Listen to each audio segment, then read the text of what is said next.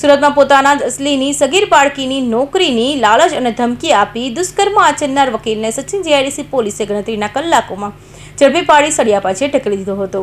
Sachin GIDC police પાસેથી મળતી માહિતી મુજબ ગત 19 સપ્ટેમ્બર 2025ના રોજ ફરિયાદી 12 વર્ષ 8 મહિનાની સગીર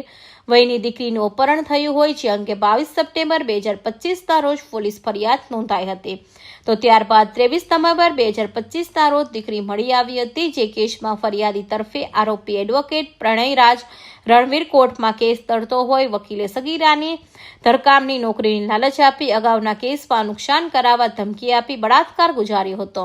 જે અંગે બાળકીના પિતા દ્વારા પોલીસ ફરિયાદ નોંધાતા સુરત પોલીસ કમિશનર વાબમ જામીર અને અધિક પોલીસ કમિશનર બગડિયા, નાયબ પોલીસ કમિશનર પરમાર સહિતનાઓની સૂચનાને લઈ પીઆઈ કે ગોહિલની ટીમ પીએસઆઈ એચઆર પટેલ સાથે તપાસમાં જોડાઈ હતી અને હેડ કોન્સ્ટેબલ દિનેશભાઈ તથા ભરતસિંહ અને પોલીસ કોન્સ્ટેબલ બળવંતસિંહને ગણતરીના કલાકોમાં જ આરોપી વકીલ પ્રણયરાજ ગોવિંદ રણવીરને ઝડપી પાડી સળિયા પાછળ ઢકેલી દીધો હતો.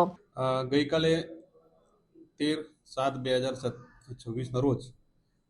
આ કામના ફરિયાદી શ્રીએ જીઆઈડીસી પોલીસ સ્ટેશનમાં આવીને ફરિયાદ હકીકત જાહેર કરેલ કે પોતાની સગીર વયની દીકરી કે જે ગયા વર્ષે 12 વર્ષ અને 8 માસની હતી તેને બે આરોપીઓએ ભગાડી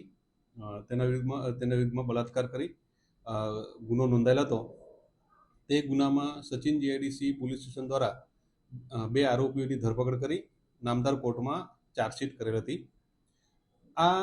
જે કાયદાકીય પ્રક્રિયા છે એમાં ફરિયાદી તરફે વકીલ શ્રી પ્રણયરાજ ગોવિંદભાઈ રણવીર નાઓને ફરિયાદીએ એપોઇન્ટ કરેલા અને તેમના કાયદેસરના વકીલ હતા. આ વકીલે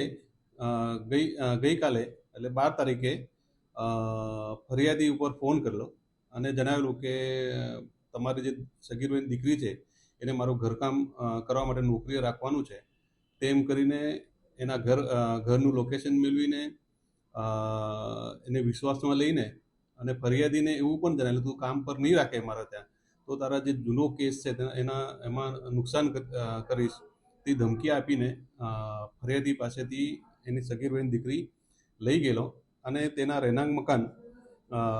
મકાન નંબર 42 વેદાંત વિલા ઉમિયા ચોક ડિંડોલી ખાતે પોતાની ગાડીમાં લઈ ગયેલો. ત્યાં આગળ આ સગીર વયની દીકરી ઉપર બળજબરીથી બળાત્કાર કરી તેનો વિડીયો ઉતારી બળાત્કાર બાબતની ફરિયાદ આપતા સચિન જીઆઈડીસી પોલીસ સ્ટેશને તથા તમામ સુપરવાઇઝર ઓફિસરે